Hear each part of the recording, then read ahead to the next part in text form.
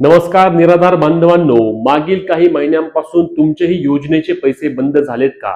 तुम्हाला निराधार योजना असेल किंवा श्रावणबाळ योजना असेल किंवा दिव्यांग वेतन योजना असेल, या विविध योजनेअंतर्गत लाभ मिळायचा का? परंतु मागील काही महिन्यांपासून तुमचे देखील या योजनेअंतर्गत मिळणारे पैसे आपोआप बंद झालेत का? आणि यामुळे तुम्ही आता हे पैसे चालू कसे करायचे असा प्रश्न विचारताय का?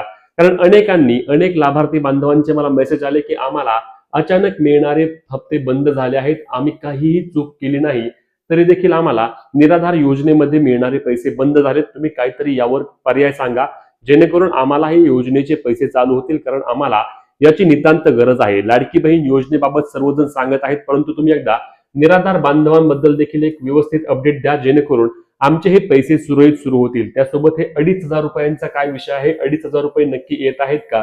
तर 100% 2,500 रुपये मागील 2 महिन्यांपासून येत आहेत. परंतु ते कोणत्या बांधवांना येत आहेत, तसेच तुम्हाला पैसे येण्यासाठी तुम्हाला कोणते दाखले महत्वाचे दाखले असणार आहेत, ते दाखले तुम्हाला लवकरात लवकर जमा करावे लागणार आहेत. मग हे दाखले जमा कुठे करायचे आहेत, तर हे दाखले तुम्हाला पंचायत समितीमध्ये जमा करायचे आहेत. कोणते जमा करायचे, कसे काढायचे, सविस्तर माहिती आपण व्हिडिओमध्ये पाहणार आहोत. त्यामुळे व्हिडिओ शेवटपर्यंत पहा. चॅनलवर नवीन असल्यास चॅनलला सबस्क्राईब करा आणि तुम्ही फेसबुकवर पाहत असल्यास पेजला फॉलो करा जेणेकरून या अपडेट्स तुम्हाला सर्वात आधी आणि योग्य पद्धतीने मिळणार आहेत. तर बांधवांनो, यामध्ये सर्वात महत्वाचा जो विषय असणार आहे ते दाखले कोणते काढायचे आणि कुठे जमा करायचे. तर सर्वात महत्वाचा जो असणार आहे विषय, तर यामध्ये बघा डिसेंबर 2024 मध्ये, कधी डिसेंबर 2024 मध्ये या संदर्भातील एक GR आला होता आणि या GR नुसार जेही योजनेचे लाभ आहेत, म्हणजेच की संजय गांधी निराधार योजना असेल, श्रावणबाळ योजना असेल, दिव्यांग वेतन योजना असतील, सर्व योजनांचे लाभ फक्त आणि फक्त डीबीटी द्वारेच होणार असे त्या निमित्ताने सांगण्यात आले होते. आणि हे डीबीटी करण्यासाठी 2 महिन्यांची मुदत त्या ठिकाणी देण्यात आली होती. म्हणजे साधारणपणे जानेवारी, फेब्रुवारी आणि मार्च महिन्यापर्यंत देखील ही मुदत लाभार्थ्यांना देण्यात आली. लक्षात घ्या, जे हे लाभार्थी आहेत, निराधार योजनांचे लाभार्थी असतील, दिव्यांग योजनांचे लाभार्थी असतील, हे ऑनलाईन एवढ्या जास्त बाबींवर लक्ष देत नाहीत. त्यामुळे हे GR आलेले त्यांना जास्त माहिती होत नाही आणि म्हणून अनेक असे लाभार्थी आहेत की ज्यांना त्यांचं डीबीटी ऑन नसल्यामुळे त्यांना योजनेचे पैसे येत नाहीत. आता हा डीबीटीचा नक्की क्लिअर विषय काय असतो? डीबीटी म्हणजे डायरेक्ट बेनिफिट ट्रान्सफर. याचाच अर्थ फक्त आधार कार्डला जे बँक खातं लिंक आहे त्याच बँक खात्यावरती योजनेचे पैसे जमा होतात, जे लाडकी बहीण योजनेअंतर्गत होतात, PM किसान योजनेअंतर्गत होतात किंवा इतरही सरकारच्या सर्व योजनांचे पैसे यापुढे फक्त डीबीटीच्या मार्फतच जमा होणार आहेत. कारण या निमित्ताने भ्रष्टाचार टाळायचा आहे. जो लाभार्थी आहे त्याच्या आधार कार्डला जे बँक खाते ऑनलाईन पद्धतीने लिंक आहे, ज्याला आपल्या बँकिंग भाषामध्ये सीडिंग देखील बोलतात. काय बोलतात लक्षात घ्या, सीडिंग असलेल्या बँक खात्यामध्येच योजनेचे पैसे जमा करण्याचा निर्णय सरकारद्वारे घेण्यात आलेला होता. म्हणूनच तुमच्या आधार कार्डला बँक खाते लिंक असणे अत्यंत आवश्यक असणार आहे तुम्हाला यापुढे कोणत्याही योजनेचा लाभ घ्यायचा म्हटलं तर. त्यानंतर जर तुमच्या बँक खात्या संदर्भात तुम्हाला अडचणी असतील तर तुम्हाला एक सोपा पर्याय आहे. तुम्ही आपल्या IPPB म्हणजेच की इंडिया पोस्ट पेमेंट बँक, पोस्टामध्ये जाऊन त्या ठिकाणी तुम्ही एक डिजिटल अकाउंट तुमचे ओपन करा.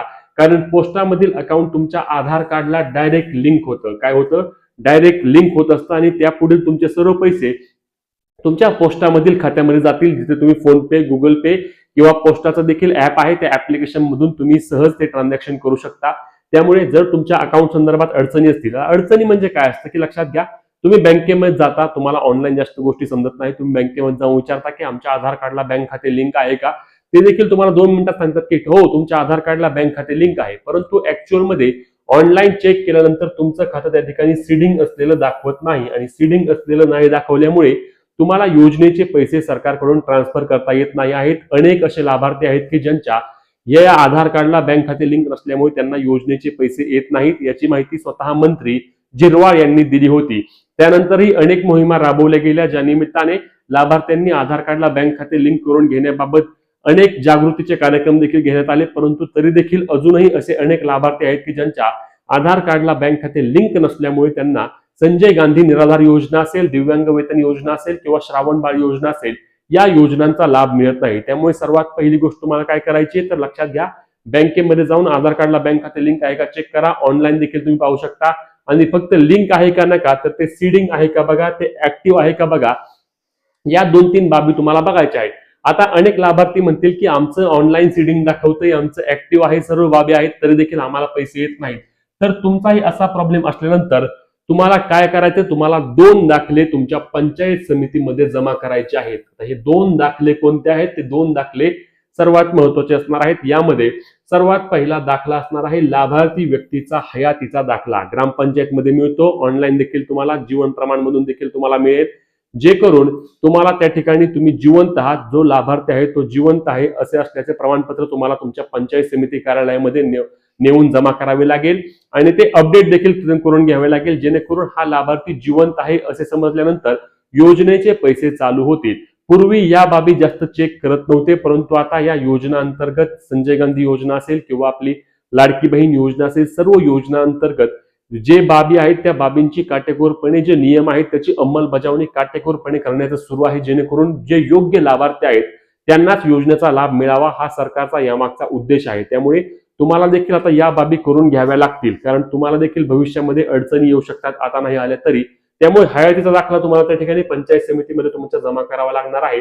त्यानंतर तुमचा 1 वर्षाचा उत्पन्नाचा दाखला, तुमच्या कुटुंबाचा किंवा तुमचा स्वतःचा 1 वर्षाचा उत्पन्नाचा दाखला देखील तुम्हाला तुमच्या पंचायत समिती कार्यालयामध्ये नेऊन जमा करायचा आहे. तिथून अपडेट करून घेतल्यानंतर या 2-3 बाबी तुमच्या जर क्लिअर असतील तर तुम्हाला निराधार योजनेचे पैसे 100% जमा व्हायला पुन्हा एकदा सुरुवात होणार आहे. निराधार बांधवांनो, जास्त अवघड बाबी नाही आहेत, परंतु तुम्हाला त्या करून घेणं गरजेचं असणार आहे. याआधी या सर्व गोष्टी चालायच्या, म्हणजे दाखला असेल नसेल तरी देखील तुम्हाला पैसे येत होते, परंतु आता जर तुमचे पैसे बंद झाले असतील, मागील काही महिन्यांपासून तुमचे पैसे येत नसतील, तर तुम्हाला या 3 बाबी करून घेणं अत्यंत आवश्यक असणार आहे, जेणेकरून योजनेचे पैसे तुमचे योग्य पद्धतीने सुरू होणार आहेत. आता निराधार योजनेअंतर्गत तुम्हाला सर्व पैसे मिळाले आहेत का, किंवा तुम्हाला योजनेचे पैसे मिळताना कोणतीही अडचण येत असल्यास ती आम्हाला कमेंट करून नक्की सांगा. व्हिडिओ कसा वाटला हे देखील आम्हाला कमेंट करून नक्की सांगा आणि शेअर आणि फॉलो करायला विसरू नका. भेटूया पुढच्या व्हिडिओत, तोपर्यंत